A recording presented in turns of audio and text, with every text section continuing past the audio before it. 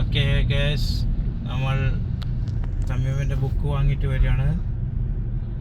ഇനി തമീം 2ാം ക്ലാസ്സിലാണ്, English medium.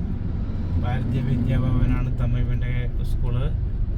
അപ്പോൾ ഇന്നത്തെ ജോലി തമീമിന് ബുക്ക് വാങ്ങാൻ പോക്കായിരുന്നു. ടോട്ടൽ ബുക്സ് കിട്ടിയത് 12 ടെക്സ്റ്റ് ബുക്സ് കിട്ടി, 12 നോട്ട് ബുക്സ് കിട്ടി.